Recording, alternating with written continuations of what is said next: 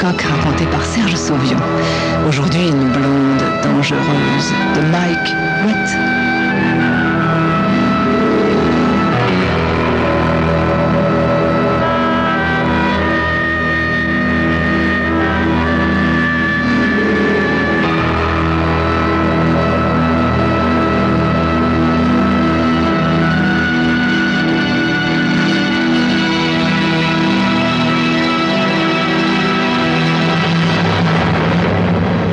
La blonde entre lentement dans le bar de l'hôtel. Et aussitôt, tous les consommateurs de sexe masculin la détaillent avec émerveillement.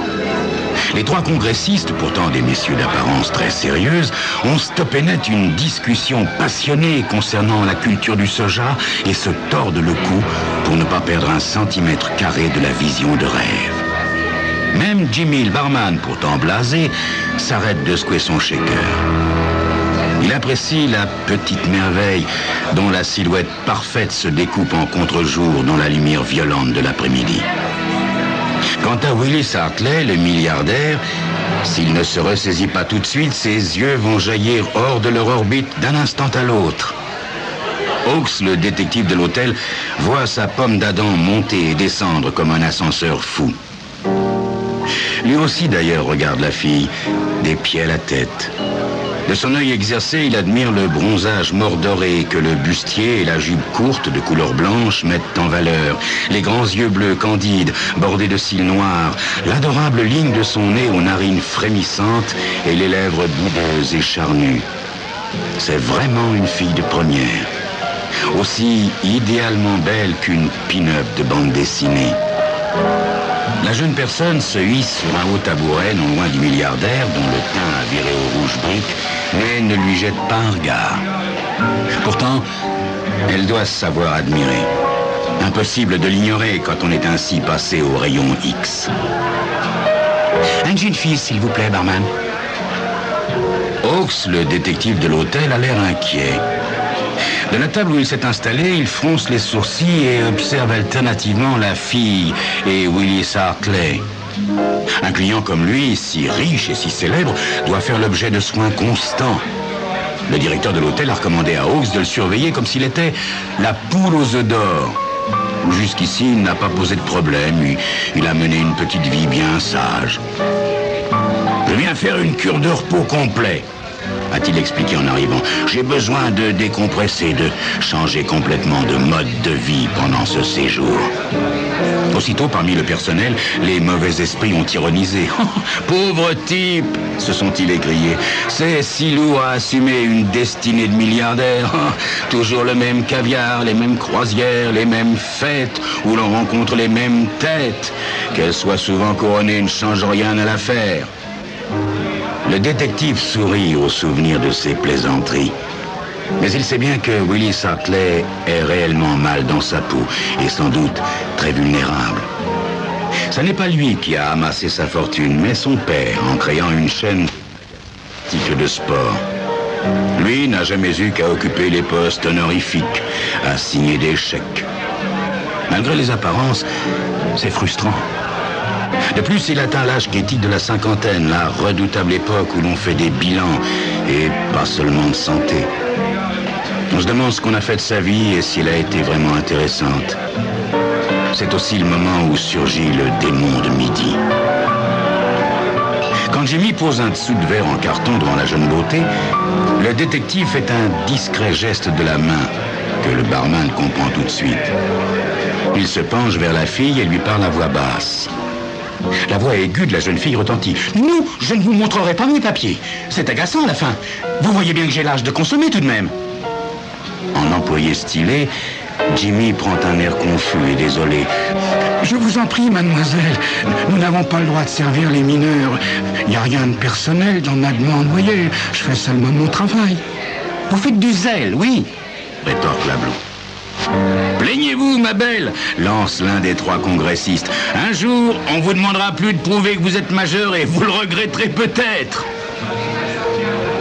La jeune fille cède brusquement et fouille dans un fourre-tout en raffia qui pend à son épaule.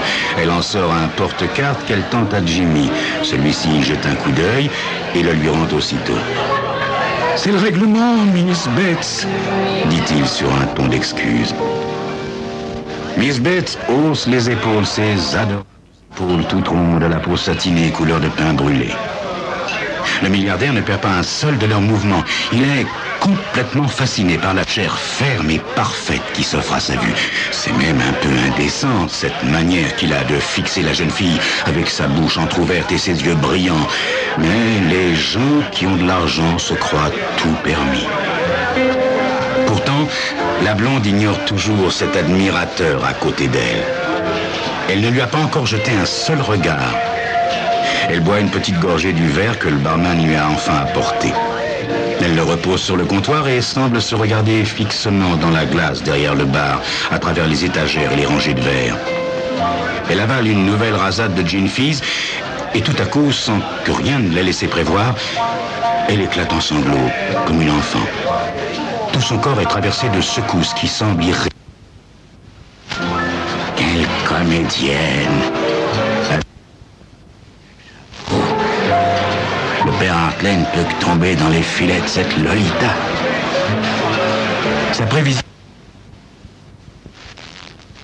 sur le tabouret vide à côté de la fille et commence à lui tapoter le bras. « Voyons, Miss, qu'est-ce qu'il y a? Un gros chagrin.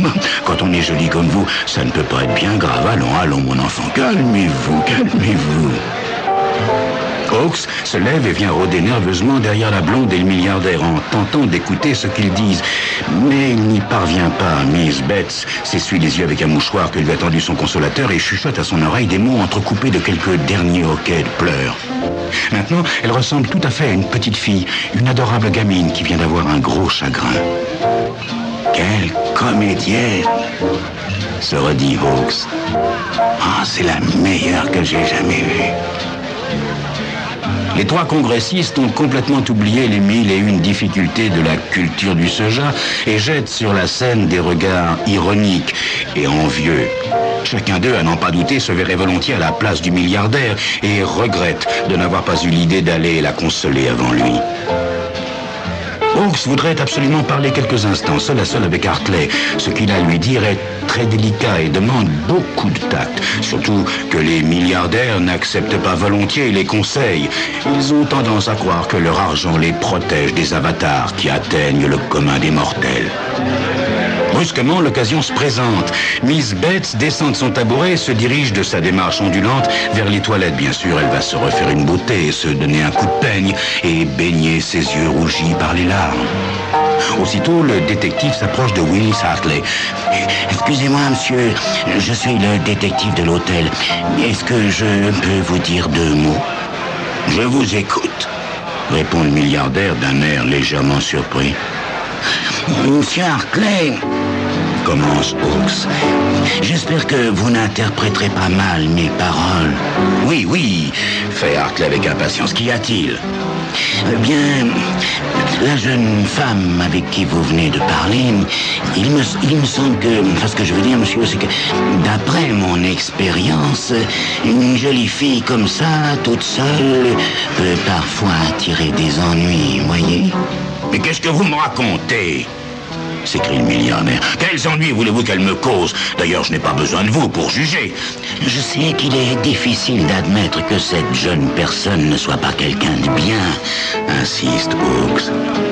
Et pourtant, quand elle est entrée, je l'ai tout de suite située, n'est-ce pas?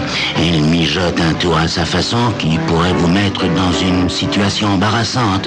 Vous voyez ce que je veux dire, monsieur? L'hôtel en serait désolé et se sent le devoir de vous prévenir. Me prévenir de quoi, précisément? Demande le milliardaire d'un ton sec. Eh bien, ce genre de fille, vous savez, a plus d'un tour dans son sac. Elle peut prétendre que vous l'avez fait boire, par exemple, et causer un esclandre. Bien sûr, elle a prouvé qu'elle était majeure, mais elle est tout de même très jeune. À moins qu'elle n'hésite pas à déchirer sa robe pour faire croire que vous avez voulu, que vous avez tenté. Enfin, vous me comprenez. Willis Hartley hausse les épaules et sourit. Je ne crois pas que votre flair soit très fameux, mon vieux, mais je vous promets de ne pas en parler à votre directeur. Tout d'abord, je vous ferai remarquer que cette jeune fille ne m'a pas abordé. C'est moi qui suis allé la trouver. Ensuite, l'histoire qu'elle m'a racontée me paraît très convaincante. Figurez-vous que son fiancé lui avait donné rendez-vous dans un hôtel de cette ville pour y passer quelques jours de vacances. Depuis 3 jours, elle l'attend en vain et n'arrive pas à le joindre au téléphone. C'est une situation très pénible pour une si jeune personne. Et l'on peut comprendre aisément l'état de nervosité dans lequel elle se trouve. Mais monsieur, elle peut très bien vous avoir joué la comédie, vous avoir menti. Hartley secoue la tête. S'il était si bonne comédienne, elle ne serait pas ici, voyons, mais à Hollywood, ce n'est qu'une petite fille perdue. À ce moment, le milliardaire regarde par-dessus l'épaule du détective et un large sourire de papa gâteau s'épanouit sur ses lèvres à l'adresse de Miss Bates qui viendrait apparaître. Laissez-moi maintenant, mon vieux, dit rapidement Hartley, et arrangez-vous pour ne plus vous trouver sur mon chemin. Fichez-moi la paix. Et voilà, se dit Hawks en s'éloignant. C'est toujours comme ça. Les gens ne demandent qu'à se faire plumer. En tout cas, celui-là, on ne pourra pas dire que je ne l'aurais pas prévenu.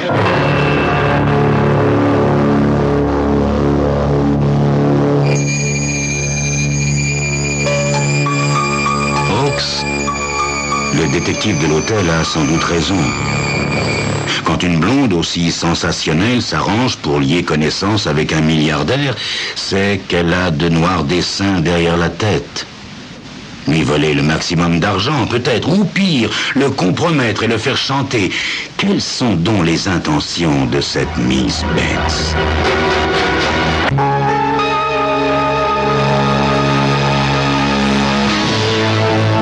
Malgré les recommandations du milliardaire, Hawks s'arrange pour garder un œil sur le couple.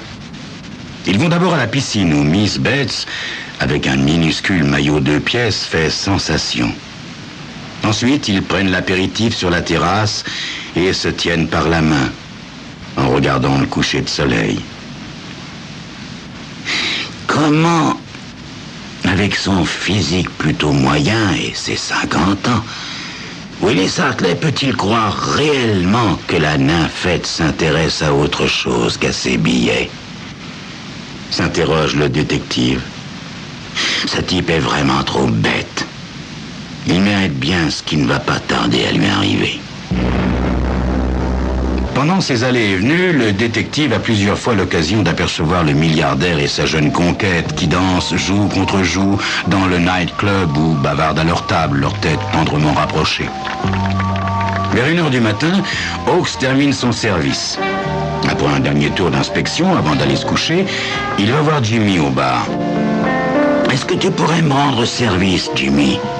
Me prévenir quand Hartley et la fille se dirigeront vers les ascenseurs. Ça voudra dire qu'ils montent chez lui et je voudrais bien être dans les parages au cas où la fille tenterait quelque chose. » Le barman promet de téléphoner. Hawks n'a plus qu'à rejoindre sa chambre. Sa chambre, c'est une cellule monacale semblable à toutes celles des autres employés de l'hôtel et à laquelle il n'a jamais tenté de donner un aspect plus personnel. À quoi bon ? Il n'a pas du tout l'intention de s'éterniser ici. Il retire ses chaussures et s'étend tout habillé sur le lit, puis éteint la lumière. Il n'essaie pas de dormir, mais simplement, il s'efforce de se reposer, de faire le vide dans son esprit. Il attend que le téléphone sonne. 3 quarts d'heure plus tard, c'est ce qui se produit. Il décroche aussitôt. « Ils viennent de monter !» lui dit le barman.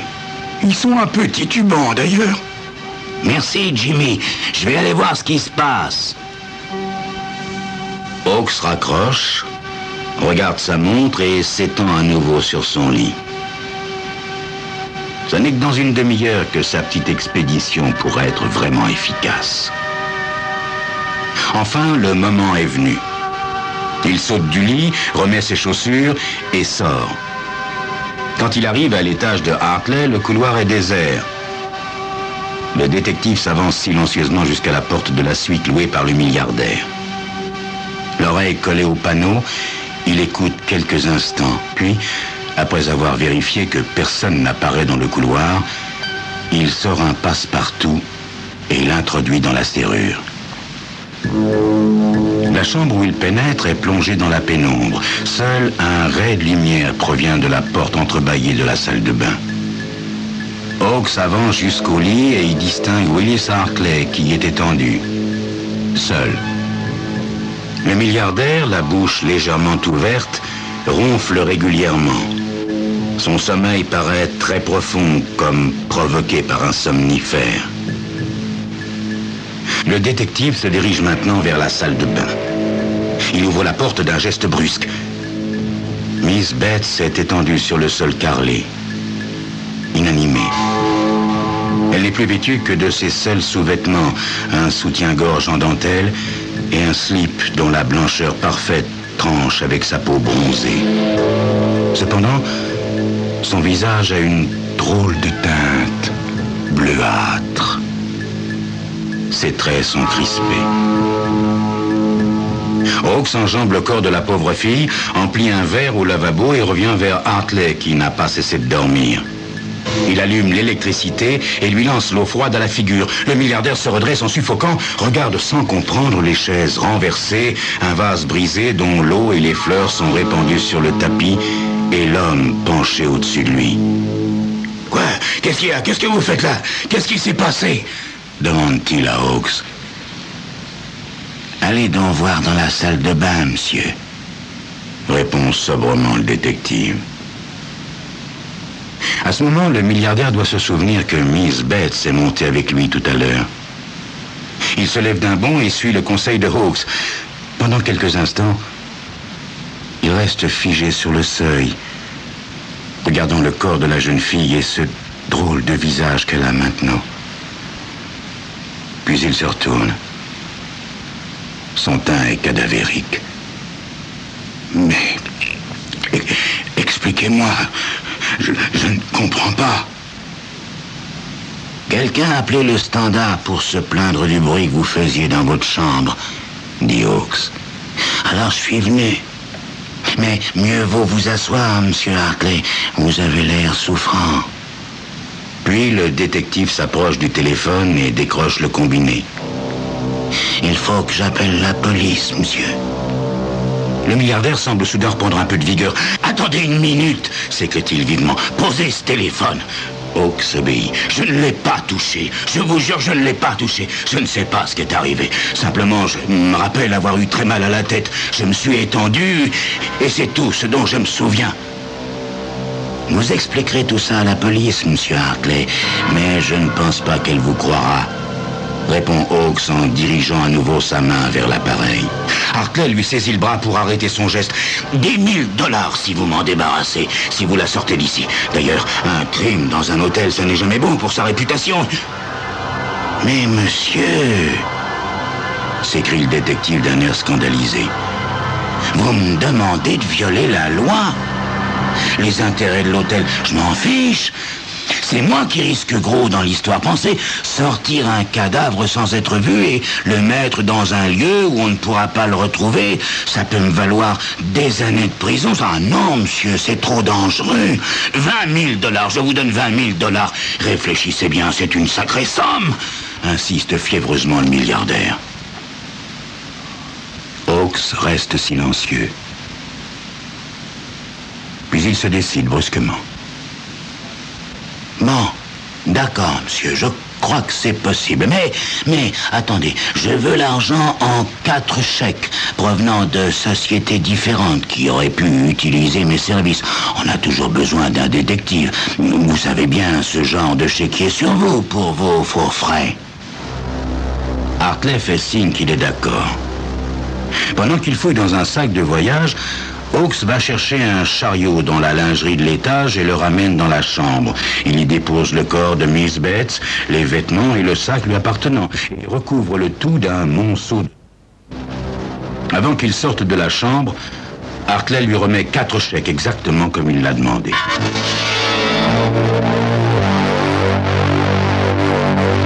Dans le couloir, le détective pousse rapidement le chariot avec son sinistre chargement et arrive dans la lingerie sans que personne ne l'ait vu. Il referme soigneusement la porte avant de s'effondrer sur une chaise. De fines gouttelettes de sueur couvrent son front et sa respiration est rapide. Il a eu peur, très peur. Mais ça va mieux maintenant. Il sourit et regarde sans se troubler le chariot qui commence à être le siège d'un étrange phénomène. Les piles de draps que Hawks y a entassées commencent à bouger, à se soulever, à s'écrouler. Le visage tout bleu de Miss Bates et ses deux bras surgissent les premiers. Puis, telle Vénus sortant de l'onde, elle se dresse toute bronzée au milieu du linge immaculé. « Oh mon Dieu, je dois être affreuse !» dit-elle en portant les mains à son visage. Ah, ne t'en fais pas, ma petite. Avec ce que vient de nous rapporter cette arnaque, tu pourras t'offrir des tonnes et des tonnes de produits de beauté. Allez, maintenant, file par la porte de service. Tu sais bien que je dois veiller à la bonne tenue de cet établissement.